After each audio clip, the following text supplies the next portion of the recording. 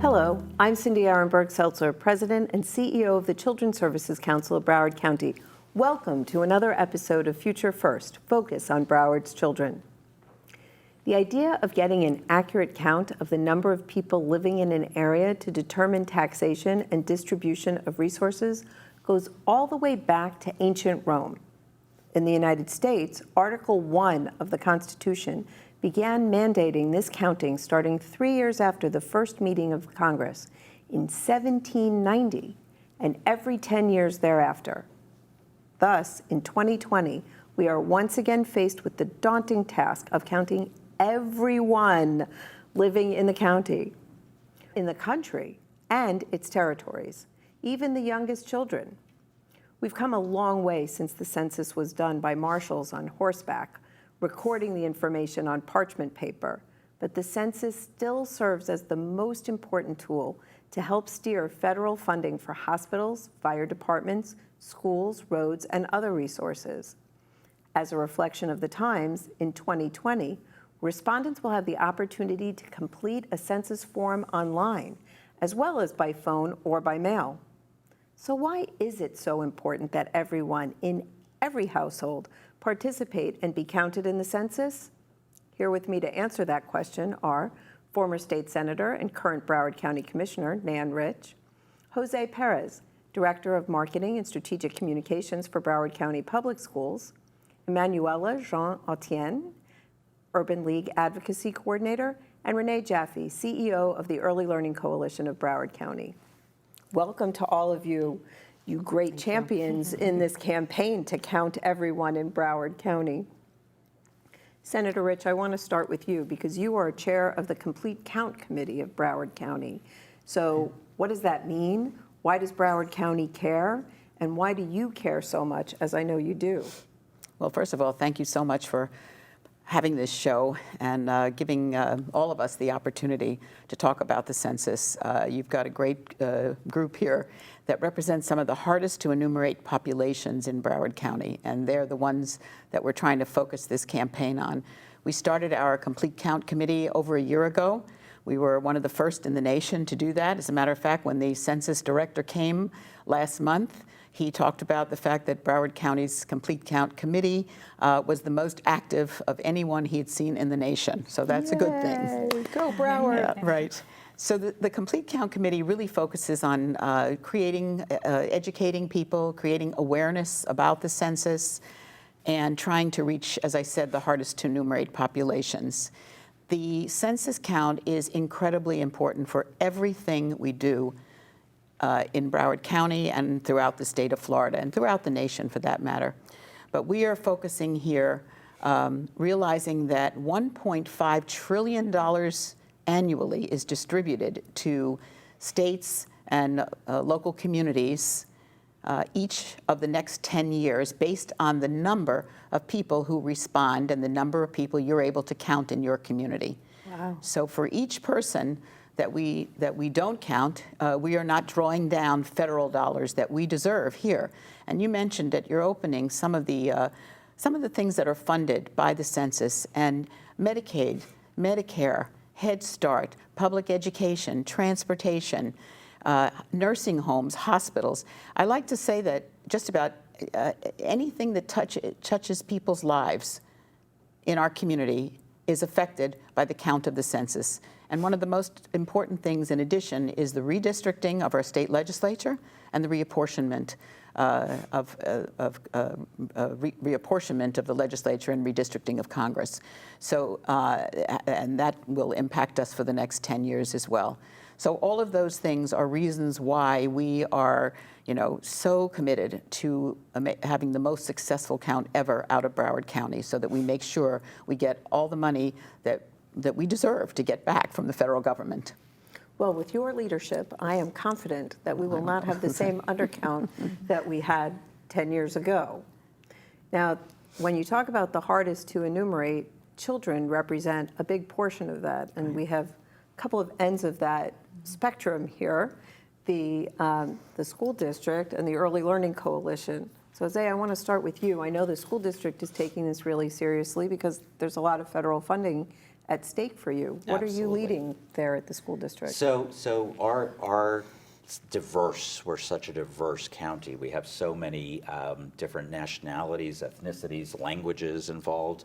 And really the school district of Broward is the #1 employer in Broward County, #1. So we reach a lot of employees in the area, but we also reach the most, we reach over 271,000 students every single day from just in K through 12. As well as 175,000 adult learners every single day who participate in our different colleges, et cetera. So the point being, we can reach those folks and their parents as well and make sure that they are engaging, we are engaging our students in realizing their civic responsibility and their role in counting. Because if you don't count, to Senator Rich's point, we don't receive the money for things like roads as well, and hospitals and things that everyone uses, whether you're a citizen or a non-citizen. And I think that's an important distinction. It's not like voting where you have to be a citizen to vote. This is an opportunity for these communities to actually be represented without even being part of the citizenship. And I think that's an important difference. I just would like to add, that is really one of the most important things, is that every person living in the United States of America is to be counted on the census. It has nothing to do with whether or not you are a citizen or not. Every person living in the United States, you mentioned that in the beginning as well, but it's important for people to know because there have been, a lot of questions about whether or not there is a question on the census regarding citizenship, and there is not. Correct. And there wasn't at the beginning in 1790. 1790. And it isn't there now. Right, it is clear. I went back and looked at the Constitution to Yep, make me sure I too. was Me correct, too. Yeah, yeah. that citizenship was not an issue there. Right. It was whether you were living here. And I think there's also a fear, though, even if it's not asked, that somehow answering the census is going to hurt them in some other way. But Well, that's not possible, That is right? not possible. No, and one of the things that I would recommend people do is to go, the web address will be up. There is a whole section on the website that talks about confidentiality of the census. And there are federal statutes and serious consequences for people who violate them, and people who can pay huge fines or go to jail if they violate them. The census can only be used for statistical purposes, and it is held in the archives out of Washington, D.C.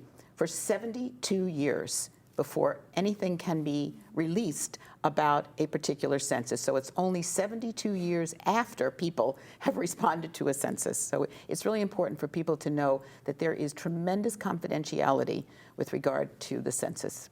That is so important. For the schools, one of the things that we've really done is given a lot of resources for the kids in particular to be our ambassadors to their parents. Because I grew up translating everything for my family.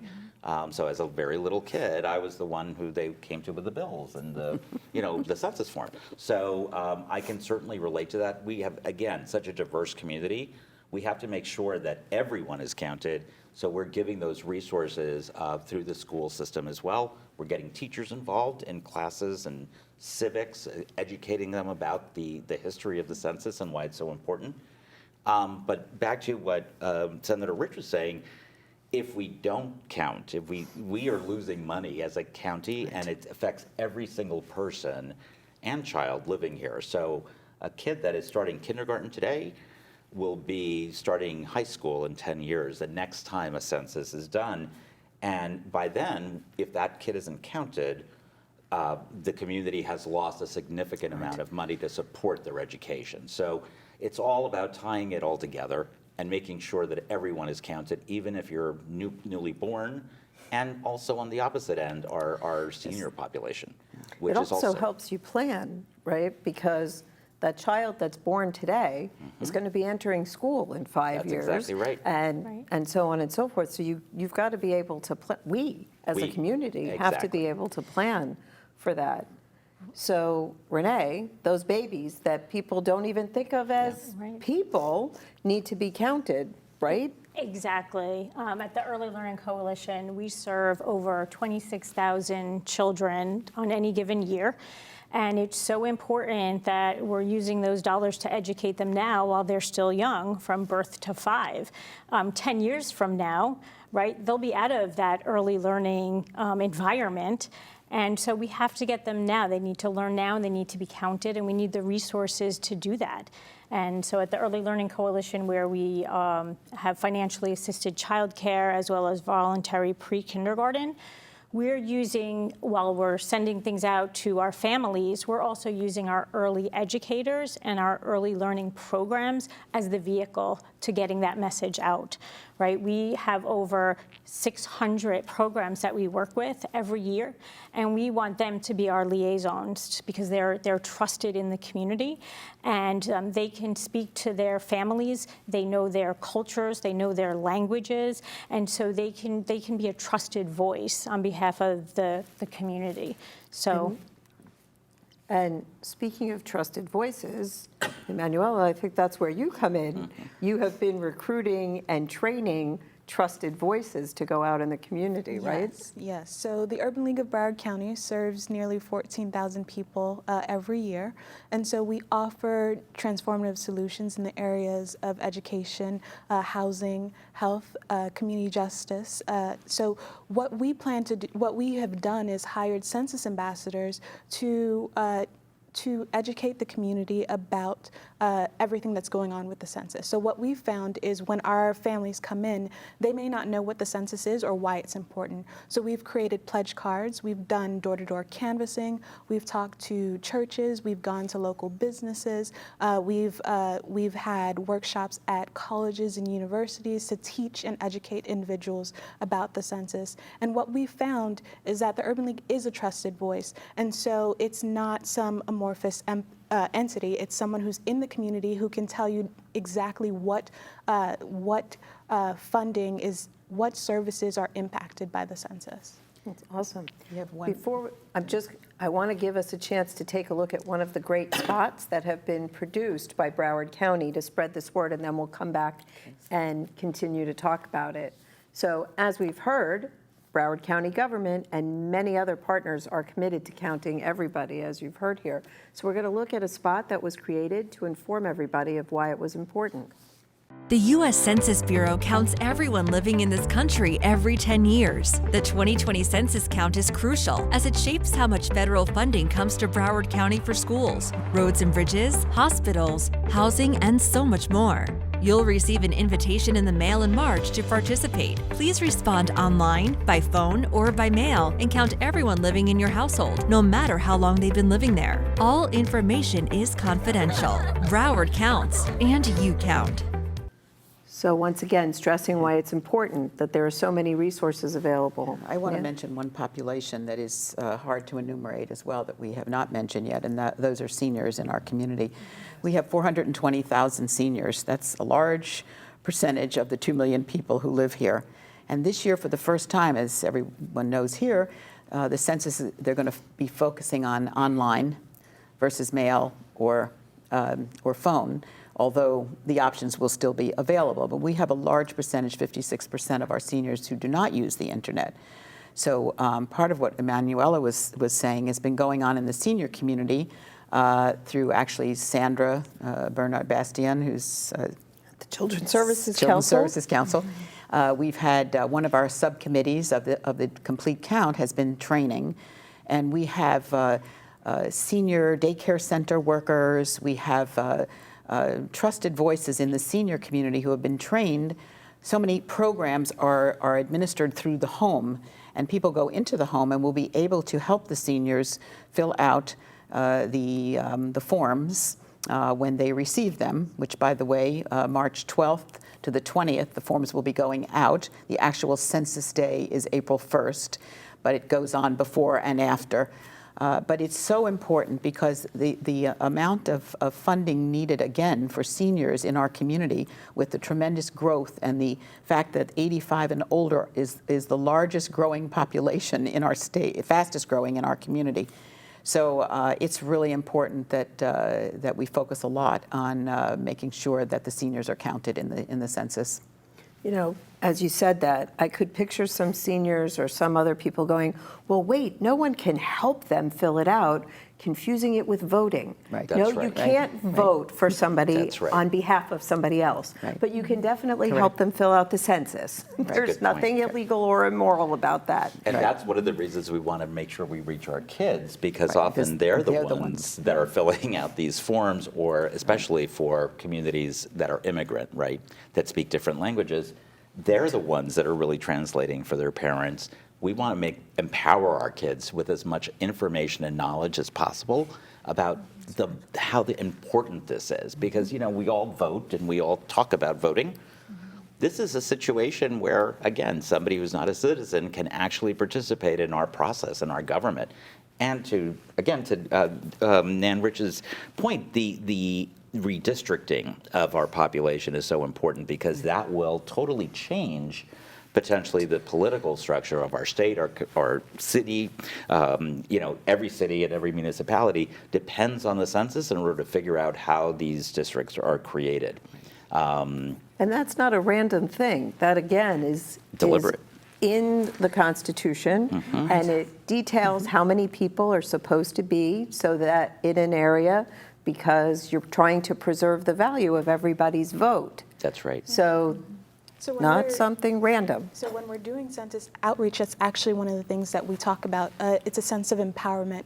So based on the 2010 census and the population growth that we've had, Florida's actually expected to get 2 extra seats in the House of Representatives. So when we're talking to community members, we talk about civic engagement, and it is a sense of empowerment when you are counted in your community and you know that it will actually directly impact the representation that we have in this state.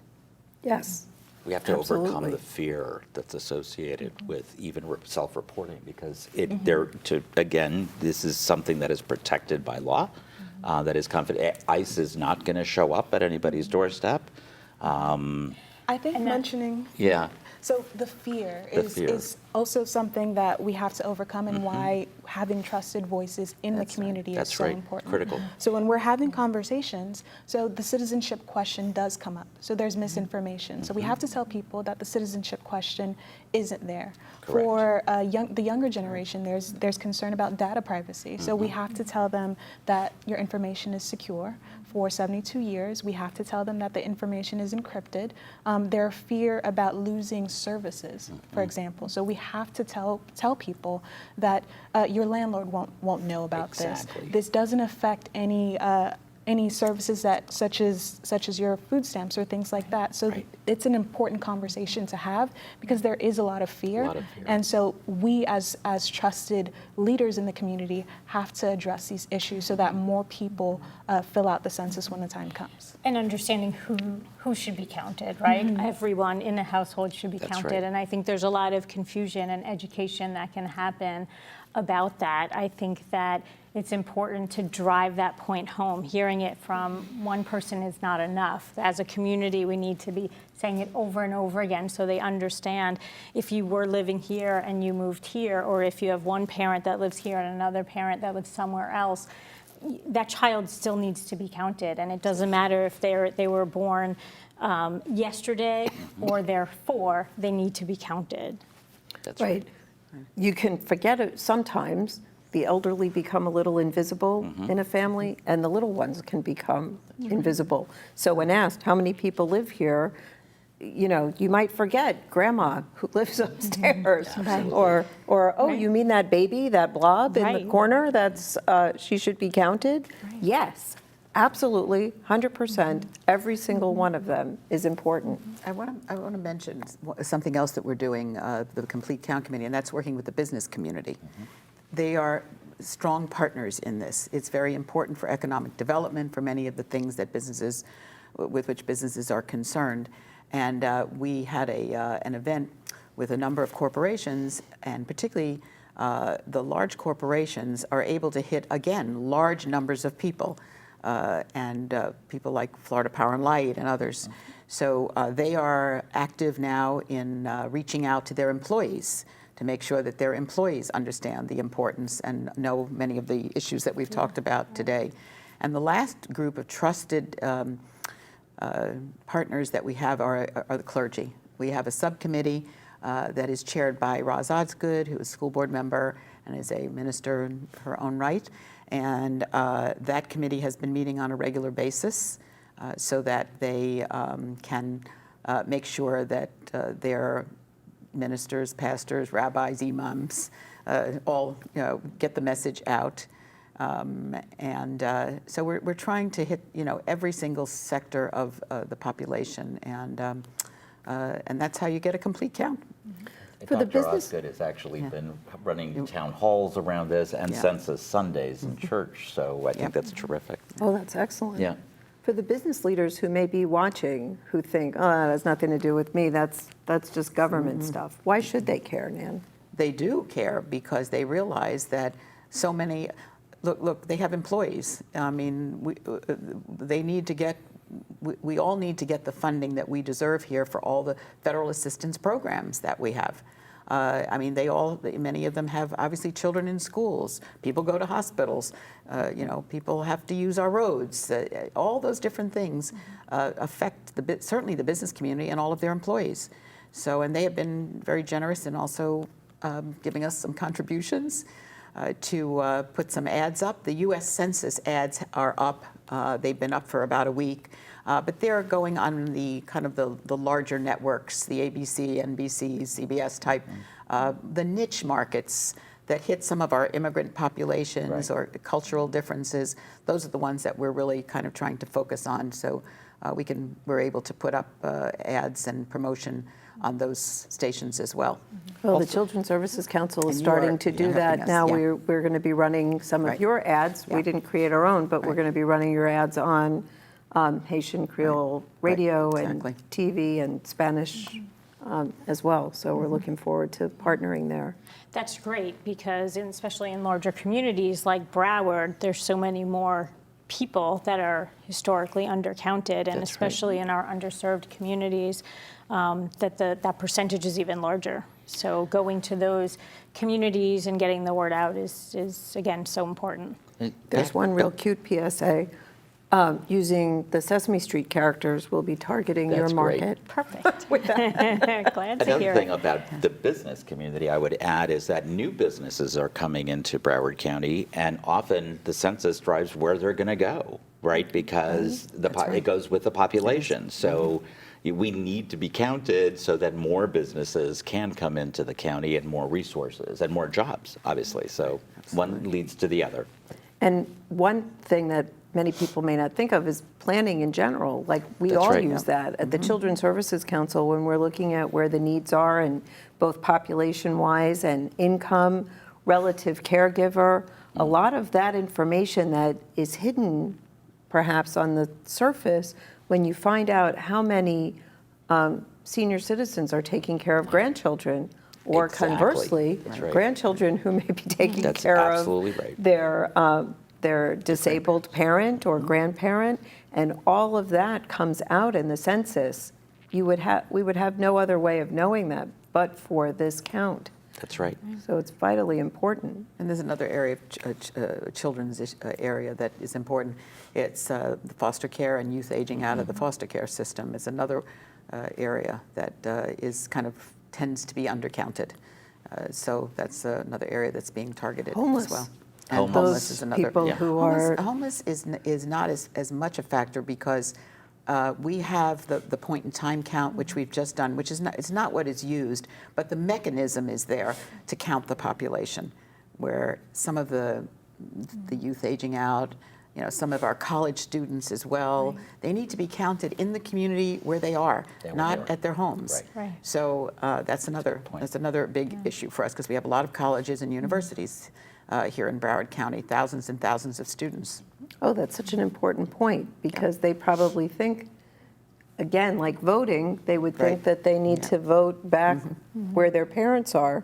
So parents living here who have a college student elsewhere, be sure not to count them here. They're supposed to be counted. But your college student here needs to be counted here. Correct.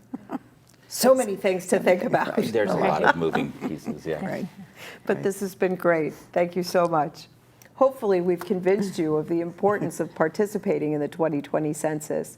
If you care about securing federal resources for schools, hospitals, roads, infrastructure, and representation for Broward County and our very diverse population, do the right thing and be counted.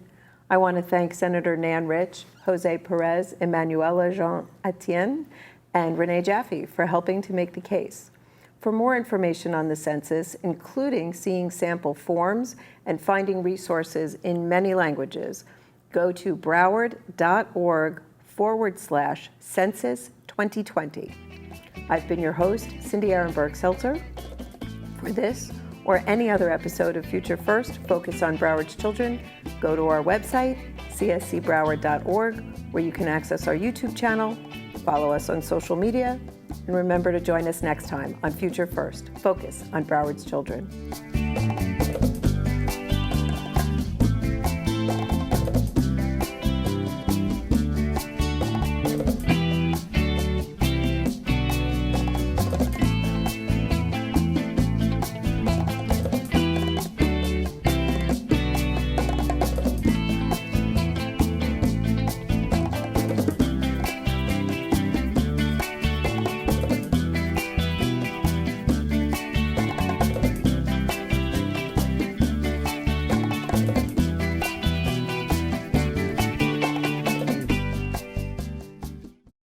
The census, a special time when we count every person in each home in every neighborhood. Do kids count? Of course, counting everyone in your home helps support your neighborhood by funding things like schools, hospitals, and buses. Complete the census by calling or going online, or return your form by mail.